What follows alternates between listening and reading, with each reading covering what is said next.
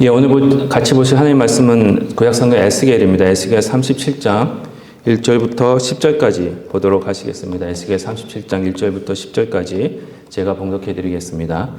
여호와께서 권능으로 내게 임재하시고 그의 영으로 나를 데리고 가서 골짜기 가운데 두셨는데 거기 뼈가 가득하더라. 나를 그 뼈 사방으로 지나가게 하시기로 본즉 그 골짜기 지면에 뼈가 심이 많고 아주 말랐더라. 그가 내게 이르시되 인자야 이 뼈들이 능히 살 수 있겠느냐 하시기로 내가 대답하되 주 여호와여 주께서 아시나이다. 또 내게 이르시되 너는 이 모든 뼈에게 대언하여 이르기를 너희 마른 뼈들아 여호와의 말씀을 들을지어다. 주 여호와께서 이 뼈들에게 이같이 말씀하시기를 내가 생기를 너희에게 들어가게 하리니 너희가 살아나리라. 너희 위에 힘줄을 두고 살을 입히고 가죽으로 덮고 너희 속에 생기를 넣으리니 너희가 살아나리라. 또 내가 여호와인 줄 너희가 알리라 하셨다 하라. 이에 내가 명령을 따라 대언하니 대언할 때에 소리가 나고 움직이며 이 뼈 저 뼈가 들어맞아 뼈들이 서로 연결되더라. 내가 또 보니 그 뼈에 힘줄이 생기고 살이 오르며 그 위에 가죽이 덮이나 그 속에 생기는 없더라. 또 내게 이르시되 인자야 너는 생기를 향하여 대언하라. 생기에게 대언하여 이르기를 주 여호와께서 이같이 말씀하시기를 생기야 사방에서부터 와서 이 죽임을 당한 자에게 붙어서 살아나게 하라 하셨다 하라. 이에 내가 그 명령대로 대언하였더니 생기가 그들에게 들어가매 그들이 곧 살아나서 일어나 서는데 극히 큰 군대더라. 아멘. 제가 어렸을 때 꽃다발을 받은 적이 있습니다. 졸업식 할 때나 있고 이럴 때 그 받으면은 옛날에는 지금은 모르겠습니다. 근데 옛날에는 그것을 장식으로 쓴다고 해서 벽에다 거꾸로 이렇게 걸어놓고 그렇게 말리는 일을 종종 했었습니다. 그 벽에다 매달아 놓고 두고 몇 달이 지나면은 그 벽에 매달린 그 꽃이 점점 시들어집니다. 그렇죠? 그래서 말라가지고 나중에는 이제 다 말라서 쓰레기통에 버려야 되는데 만지기만 해도 어떻게 되겠습니까? 말랐으니까. 그렇죠. 부서지는 정도가 돼서 조심하게 이렇게 버린 기억이 있습니다. 오늘 그 상황을 기억하시면 됩니다. 상상하시면 됩니다. 오늘 에스겔 37장에서 보시면은요, 만지면 부서질 정도로 그렇게 말라버린 그런 뼈들에 대해서 말씀하고 계시는데 그 뼈들이 살 수 있는 희망이 전혀 없는, 그죠? 말라서 부서지는, 근데 무슨 살 수 있는 희망이 있겠습니까? 그리고 아무 의미도 없는 그런 뼈들이었습니다. 하지만 오늘 본문 말씀, 이 에스겔서 37장에서 보시면 이렇게 만지기만 해도 가루로 부서질 수밖에 없는 이런 마른 뼈들이 다시 살아나는, 그렇죠? 다시 살아나는 역사를 보여주고 계십니다.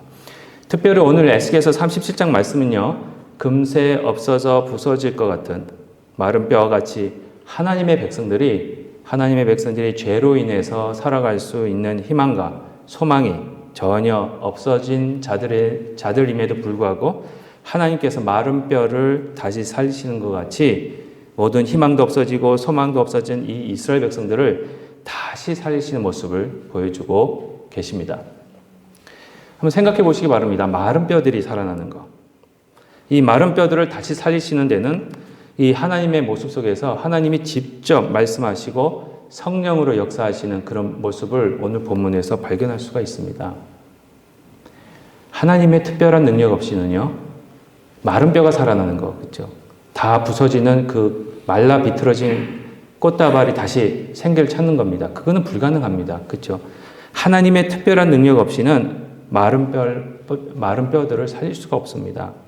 하나님의 특별한 능력 없이는 아무 희망이 없고 소망이 없어진 그런 마른 뼈들과 같은 이스라엘 백성들을 다시 살릴 수 있는 방법이 없다라는 겁니다.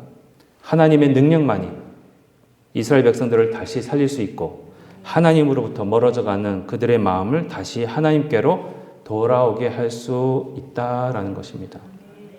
그런데요, 저희는 우리 하나님을 너무 많이 오해하고 있습니다. 우리 하나님은 그런 능력을 아무 때나 사용하시지 않습니다.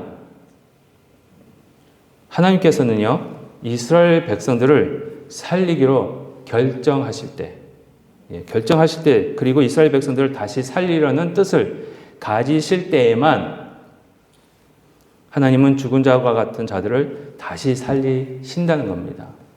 하나님의 백성들인 이스라엘 백성들이 죄로 인해 하나님으로부터 멀어져 삶에 대한 소망이 없어질 때 그들을 다시 살리고자 하는 뜻을 가지시고 그 뜻을 이루시는 그 하나님의 결심 때문에, 그런 하나님의 은혜를 때문에 살리신다는 것을 오늘 본문 말씀을 통해서 저희들에게 보여주고 계시는 겁니다. 이런 하나님의 뜻 때문에 그 상황이 에스겔서 37장에서만 이루어지는 게 아니고요. 그 하나님의 뜻 때문에, 살리고자 하는 결심 때문에 저와 여러분들을 구원해 주시겠다고 결심하신 그 결심 때문에 2000년 전에 예수님을 이 땅에 보내주시고 그를 믿는 자들에게 다시 사는 부활의 은혜를 선물로 주시는 겁니다. 하나님이 결심하셨기 때문에. 그게 은혜라는 겁니다. 그렇게 안 하셔도 되는데. 그래서 오늘은 이 성탄의 의미, 이 두 번째 성탄의 의미를 찾으면서 우리 주 예수님을 통해 주시는 하나님의 은혜가 무엇인지를 다시 살펴보면서 성탄의 참된 의미를 한번 저희가 나누었으면 좋겠습니다. 첫 번째입니다. 하나님께서 예수님을 통해 저와 여러분들에게 주시는 이 첫 번째 은혜는요, 마른 뼈에게 생기를 주시듯 저와 여러분들에게 생기를 주시는 겁니다. 오늘 본문 말씀 4절과 5절에 이런 말씀이 있습니다. 내게 이르시되 너는 이 모든 뼈에 대하여 대언하여 이르기를 너희 마른 뼈들이 여호와의 말씀을 들을지어다 말씀하시는 겁니다. 너희 마른 뼈들아 여호와의 말씀을 들을지어다. 주 여호와께서 이 뼈들에게 이같이 말씀하시기를 내가 생기를 너희에게 들어가게 하리니 너희가 살아나리라. 이 4절과 5절에서요, 이 마른 뼈에게 생기가 들어가게 하신다라고 했을 때 이 생기라는 단어, 그렇죠? 이 생기라는 단어는요, 창세기 1장과 창세기 3장에서 하나님께서 천지를 창조하실 때, 그리고 첫 번째 사람인 아담과 하와와 함께 에덴 동산에서 동행하실 때 사용된 단어와 똑같은 말입니다. 창세기 1장 2절입니다. 창세기 1장 2절에 보시면 이런 말씀이 있습니다. 땅이 혼돈하고 공허하며 흑암이 깊음 위에 있고 누가요? 하나님의 영은 어디에 있었죠? 수면 위에 운행하시니라. 창세기입니다. 그렇죠? 천지를 창조하실 때입니다. 이 말씀에서 하나님의 영이 나오는데 이 하나님의 영이 바로 오늘 본문 말씀 에스겔서 37장 5절에서 나오고 있는 이 생기라는 단어와 같은 단어입니다. 같은 의미예요. 만약 창세기 1장 2절 말씀에서 나오는 하나님의 영이라는 단어와 에스겔서 37장 5절에서 나오는 생기와 같은 단어라면 과연 이 생기라는 뜻은 오늘 본문이 말하고 있는 이 생기는 무엇을 가리키고 있는 거겠습니까? 하나님의 영이에요. 하나님의 영은 또 뭡니까? 두 자로 성령입니다. 그래서 에스겔서 37장 5절 말씀은 그 마른 뼈를 살리실 때에 사용하신 그 하나님의 생기가 뭐냐면 성령이라는 거예요. 성령이 바로 사람을 살리는 겁니다. 또 창세기 3장 8절입니다. 창세기 3장 8절에 이런 말씀이 있습니다. 그들이 그날 바람이 불 때 동산에 거니시는 여호와 하나님의 소리를 듣고 아담과 그의 아내가 여호와 하나님의 낯을 피하여 동상나무 사이에 숨은지라 말씀하고 계십니다. 이 말씀에서 바람이 불 때 동산에 거니시는 여호와 하나님의 소리를 듣고라는 구절이 있습니다. 그걸 다시 해석하면요 이렇게 해석할 수가 있습니다. 바람이 불 때 하나님의 말씀이 들린 것이다. 바람이 불 때 어느 때 하나님의 말씀이 들리느냐? 언제라고요? 바람이 불 때. 다시 말씀드리면 바람이 불어야만 하나님의 말씀이 들리는 거예요. 이 말씀이 그겁니다. 그렇다면 하나님의 말씀이 들리게 하는 이 바람은 과연 뭐겠습니까? 바람이 불 때만 하나님의 말씀이 들리고요. 바람이 불어야만 하나님의 말씀이 들린다고 한다면 과학적으로도 그렇습니다. 저희가 말을 할 때에 말이 들릴 수 있는 게 이 말을 저희들의 소리를 전달하는 게 뭐냐? 공기입니다. 그렇죠? 소리예요. 이게 없으면은 뭐 안 들릴 수 있습니다. 뭐 과학적으로 창세기 3장이 과학적으로 설명하기 위해서 이 말씀을 적으신 것 같지는 않아요. 그렇죠? 그 영적인 의미인데 가만히 생각하시면은 영적으로 봤을 때 바람이 불어야 하나님의 말씀이 들린다라고 하면은 뭐의 역사가 있어야 하나님 말씀이 들리는 겁니까? 성령이에요. 성령이 역사하셔야 저와 여러분들이 하나님의 말씀을 들을 수 있고요. 그 말씀을 믿을 수 있고요. 그렇습니다. 그래서 여기서 이 바람이 불 때 했을 때 이 바람이 또 무슨 단어겠습니까? 그렇죠? 오늘 에스겔서 37장 5절에 나오는 생기하고 같은 단어고요. 창세기 1장 2절에 나오는 하나님의 영이라는 단어와 같은 단어입니다. 다 같은 단어예요. 그러니까 결과적으로 성령이 불 때에 하나님의 말씀이 들리는 겁니다. 성령이 불 때에 저희들이 살아나는 겁니다. 창세기 3장 8절에서 성령을 가리키는 바람이라는 단어가 바로 아까도 말씀드렸다시피 에스겔서 37장 5절에 나오는 생기와 같은 단어입니다. 그렇다면 이와 같이 창세기 1장 2절과 창세기 3장 8절 말씀을 가지고 오늘 본문 에스겔서 37장 5절 말씀을 다시 읽어본다면 그렇죠? 마른 뼈를 가지고 큰 군대로 다시 살리시는 이 하나님이 주시는 그 생기는 바로 무엇이라고요? 성령이라는 거예요. 성령입니다. 오직 성령만이 죽어가는 자를 살릴 수 있습니다. 오직 성령만이 죽어가는 아무 희망도 없는 죄인들인 하나님의 백성들을 다시 살리신다는 겁니다. 성령이 없으면은요, 저와 여러분들은 살 수가 없습니다. 성령이 없으면은요, 저와 여러분들은 하나님의 말씀을 들을 수가 없습니다. 성령이 없으면은요, 하나님의 말씀을 들어도 이해가 안 됩니다. 성령이 없으면은요, 하나님 말씀을 들어도 예수님을 믿을 수 있는 믿음이 생길 수가 없습니다. 그래서 요한복음 3장에서 예수님이 이런 말씀을 하십니다. 하나님 나라에 들어가려면 어떻게 돼야 된다고요? 여러분 여기서 하나님 나라 가고 싶으세요? 안 가고 싶으세요? 솔직히 저는 하나님 나라 못 믿겠습니다. 이런 말씀하면 손 안 드실 것 같아. 저는 믿는데 가고 싶지는 않습니다. 이 세상보다는 안 좋을 것 같아요 라고 생각하시는 거예요. 새 언약교회, 적어도 우리 새 언약교회 성도님들은 그렇게 생각 안 하실 거예요. 그렇죠? 다 하나님 나라 들어가셔야 됩니다. 그리고 모든 분들이 다 들어가실 줄로 저는 믿습니다. 그런데 요한복음 3장에 보시면 예수님께서 말씀하신 것 같이 어떻게 해요? 말씀하세요. 괜찮아요. 말씀하시려고 그랬는데. 예수님께서 말씀하신 것 같이 너희가 성령으로 거듭나지 아니하면 하나님 나라에 들어갈 수 없다라고 말씀하십니다. 성령으로 거듭나야 하나님 나라에 들어갈 수 있다고 말씀하시는 겁니다. 그래서 마른 뼈와 같이 죄로 인해 말라버린 저와 여러분들에게 이 성령을 주시고요. 성령으로 거듭나게 하시고 그래서 예수님 믿게 하시기 위해서 예수님을 2000년 전에 보내주신 겁니다. 이 성령을 주시기 위해서.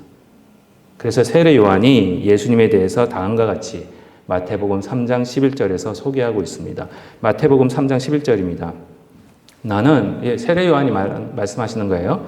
나는 너희로 회개하게 하기 위하여 물로 세례를 베풀거니와 내 뒤에 오시는 이는 누구겠습니까? 예수님은 나보다 능력이 많으시니 나는 그의 신을 들기도 감당하지 못하겠노라. 그는 뭐라고요?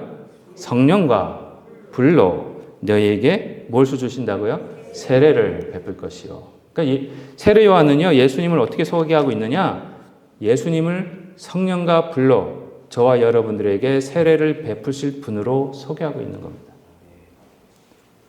다시 말씀드리면 예수님이야말로 이 땅에 오신 목적이 저와 여러분들에게 성령을 주시기 위해 오신 거고 예수님이야말로 성령으로 세례를 주실 분이라고 소개를 하고 계시는 겁니다. 또한 성령을 주시는 그 모습이 바로 나타납니다. 요한복음 20장 20절입니다. 요한복음 20장 20절에 이런 말씀이 있습니다. 이 말씀을 다 하시고 마지막입니다. 그렇죠? 그들을 향하여 숨을 내쉬며 뭐라 그러십니까? 성령을 받으라 할렐루야가 안 나오네요. 내가 어렸을 때 순복음을 잘하긴 했는데 하도 이제는 고신축에 있다 보니까 순복음 끼가 다 사라졌어. 근데 근데 제가 드린다고 받아라 이런다고 받으시는 거 아닙니다. 저는 그런 능력이 없습니다. 그렇죠? 목사님들은 그런 능력 없어요. 솔직히 우리 예수님이 하시는 거예요. 감사합니다. 네, 그것만 붙잡고 계세요. 우리 세원역 교회는 괜히 어느 목사님 성령 받으라고 쫓아다니지 마시고 예수님만 바라보십시오. 이쪽에서 마음에 하십니다. 예, 요한복음 20장 22절 말씀처럼 예수님께서 부활하신 후에 숨어 있는 제자들에게 나타나셔서 성령을 주시기 위해 말씀하시는 겁니다.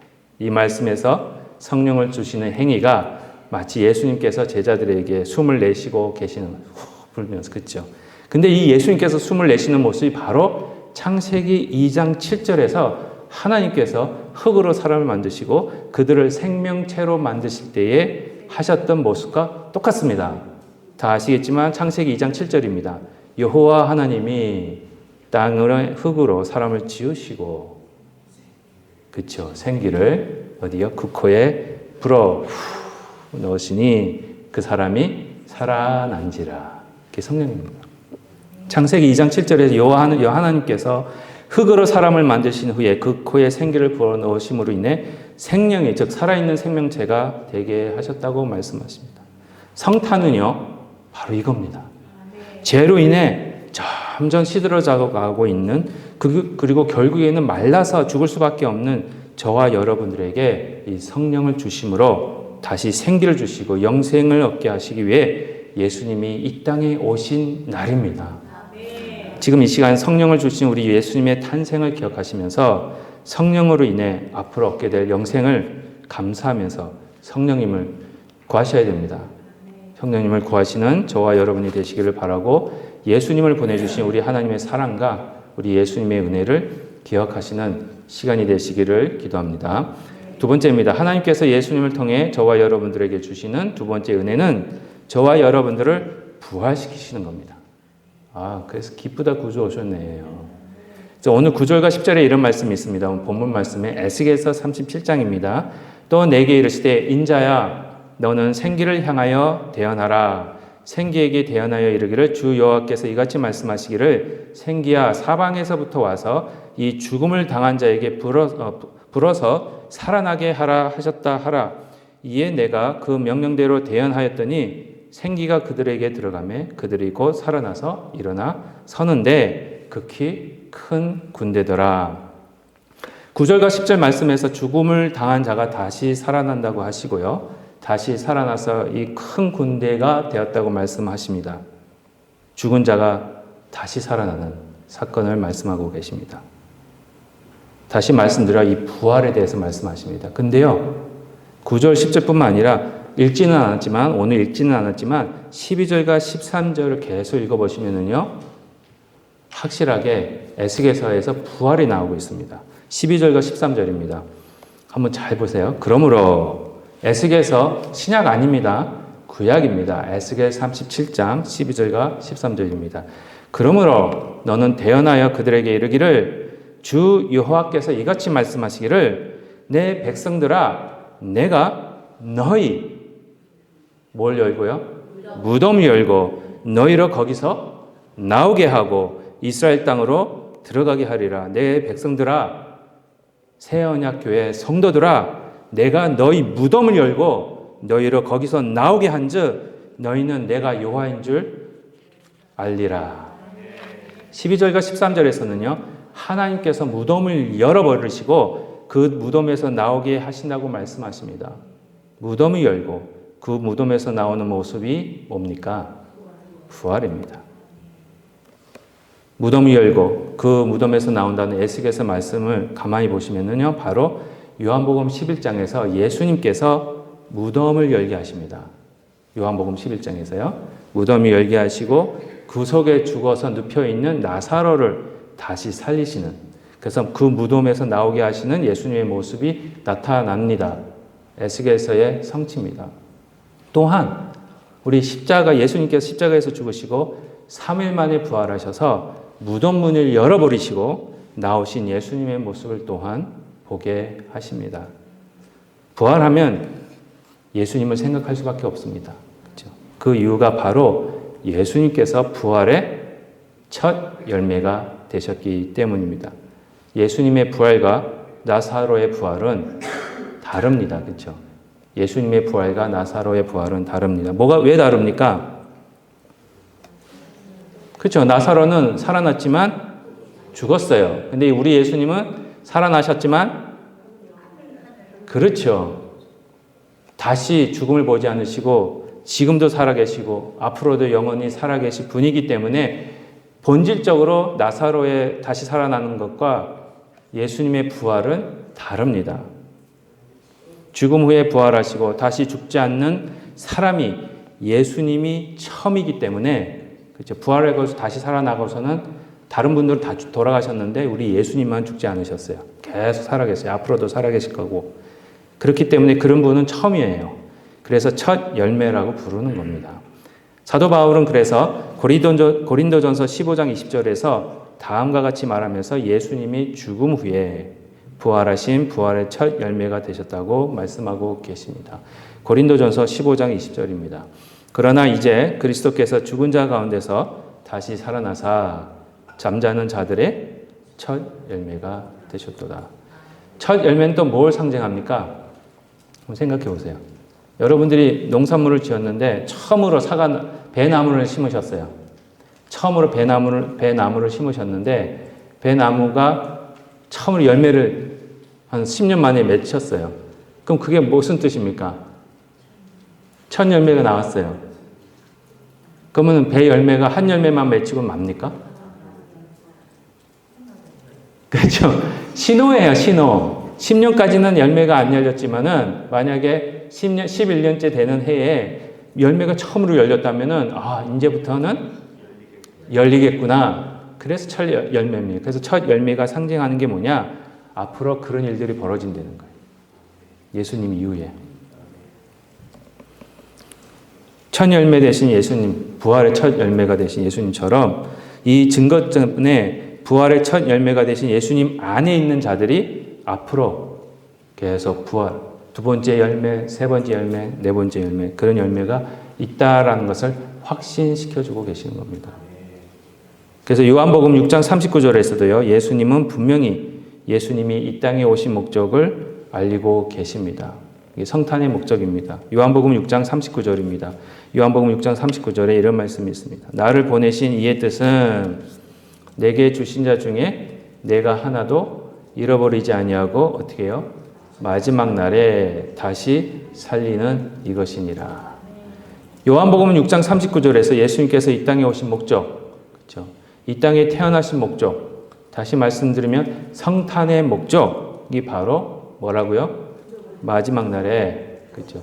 다시 예수 믿는 자들을 다시 살리시는 것, 부활시키시는 것. 그것이 목적이라고 말씀하고 계십니다. 요한복음 6장 39절뿐만 아니라 이 요한복음 6장은요, 이 부활에 대해서 계속 말씀하고 계세요. 6장 40절, 44절, 54절 계속 반복적으로 다시 살리신다라는 말씀을 하고 계십니다. 그것이 예수님의 목적과 예수님이 이 땅 위에서 행하셔야 하는 뜻임을 알리고 계신다는 겁니다. 그렇기 때문에 성탄을 생각할 때마다, 여러분이 성탄을 생각하실 때마다 기뻐하는 이유, 여러분 성탄하면은 기쁨이 나타나잖아요. 그렇죠? 왜 기뻐하십니까? 그렇죠? 예수님. 근데 예수님이 구체적으로 무엇 때문에 기뻐하십니까? 부활 때문에 그래요. 부활 때문에. 저희들 너무 부활을 잊어버리고 삽니다. 왜 기뻐하는지 몰라요. 왜 예수님께서 데살로니가 전서에서 항상 기뻐하라, 범사에 감사하라 하시는지를 그 이유를 못 찾아요. 그냥 맨날 기도해요. 감사할 수 있는 이유를 주십시오.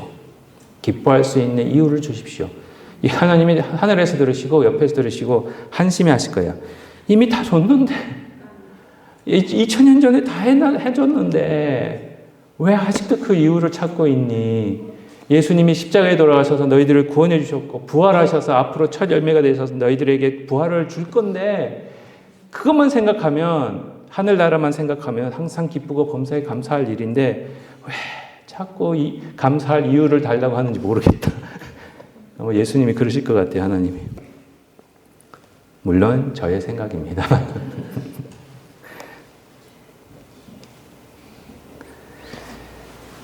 성탄을 생각할 때마다 저희들이 기뻐하는 이유가 바로 이 부활 때문입니다. 지난주에는 십자가에 대해서 말씀드렸습니다. 죽음에 대해서 말씀드렸습니다. 이 세상에요, 요즘 세상은 죽음에 대해서 듣고 싶어 하는 사람 없습니다. 저번에도 한번 말씀드렸죠. 제가 10년 전에 모 교회에서 이 죽음에 대해서 설교를 좀 했어요. 그랬더니 어느 권사님이, 그 남편 되시면 그 교회 장로님이신데, 권사님이 설교 마치고 나가는데 인사하시며 조용히 부르시더만, 목사님, 요즘은 죽음에 대해서 설교하시면 성도들이 안 좋아합니다. 하지 마세요. 이래요. 그래서 알겠습니다 하고 말하는데, 그렇다고 안 할 제가 아닙니다. 왜냐? 기독교의 복음은 이거예요. 부활인데 부활이 전제로 하고 있는 게 뭡니까? 그렇죠. 안 죽으면 부활도 없습니다. 아, 역시 우리 세안학교의 성도님. 아멘. 그렇습니다. 이게 복음인데 이 복음을 전하지 말라는 거예요. 교회 안에서 그러고 있어요. 십자가에서 저번 주에는 말씀드렸습니다. 근데 이번에는 부활입니다. 그래서 고린도전서 15장 17절부터 19절에 이런 말씀이 있습니다. 그리스도께서 다시 살아나신 일이 없으면 너희의 믿음도 헛되고 너희가 여전히 제 가운데 있을 것이요. 또한 그리스도 안에서 잠자는 자도 망하였으리니 만일 그리스도 안에서 우리가 바라는 것이 다만 이 세상의 삶뿐이면 모든 사람 가운데 우리가 더욱 불쌍한 자이더라. 부활이 있기에 저희들에겐 참된 성탄의 기쁨을 누릴 수 있는 겁니다. 그러므로 성탄을 생각하고 또 성탄을 맞이하실 때마다 예수님의 죽으심과 함께 이 부활을 기억하시고 감사하심으로 앞으로 참여하게 될 부활을 기대하시면서 기뻐하시면서 정말 기쁘다 구주 오셨네 라고 외칠 수 있는 저와 여러분이 되시기를 주님의 이름으로 축복드립니다. 결론적으로 말씀드리겠습니다. 성탄의 의미는 바로 저희들에게 생기를 주시는, 그리고 그 이유 때문에 예수님께서 이 땅에 오신 겁니다. 다시 말씀드려 성령을 저희들에게 주시는 거듭난 자들이 되어서 하나님 나라에 들어가게 하시기 위해 예수님이 이 땅에 오신 겁니다. 두 번째는 부활을 주시기 위해 오신 겁니다. 예수님께서 이 땅에 오셔서 십자가 위에서 죽으시고 3일 만에 부활하심으로 부활의 첫 열매가 되시고, 그 부활의 첫 열매가 되시는 예수님 안에 있는 자들, 즉 예수님을 믿는 모든 자들을 마지막 날에 다시 부활시키시는 그런 일을 하기 위해 이 땅에 오신 것이 예수님의 목적이었고 하나님의 뜻이었고, 그것이 바로 예수님의 뜻이었습니다. 성령과 부활을 저희들에게 허락하시기 위해 하나님께서 예수님을 이 땅에 보내신 것입니다. 성탄을 기억하시면서 예수님을 믿는 모든 자들이 성령을 받고 부활의 소망을 가지고 살 때 더 기쁘고 더 즐거운 일은 여러분들이요, 이 성령 안에서 하나님을 바로 알 수 있게 된다는 겁니다. 오늘 본문 말씀인 에스겔서 37장 6절과 13절 보시면요, 이런 말씀이 있습니다. 너희는 내가 여호와인 줄을 알리라. 여호와를 안다는 것은요, 여호와 하나님과 친밀한 관계를 가진다는 겁니다. 하나님의 가족이 된다는 겁니다. 하나님과 항상 동행하게 된다는 겁니다. 하나님과 항상 같이 하나님과 같은 방향을 보고 있는 겁니다. 하나님의 속도로 저희가 걷는 겁니다. 하나님이 가신 길로 같이 가는 겁니다. 그럴 때에 그런 기쁨이 있기에 성탄이 너무 즐거운 겁니다. 올해 2024년 성탄을 다시 맞이하시면서 이 성령과 부활의 소망 안에서 하나님과 동행하실 때 예수님이 주시는 이 참된 기쁨을 항상 체험하시는 저와 여러분이 되시기를 기도합니다. 기도하시겠습니다.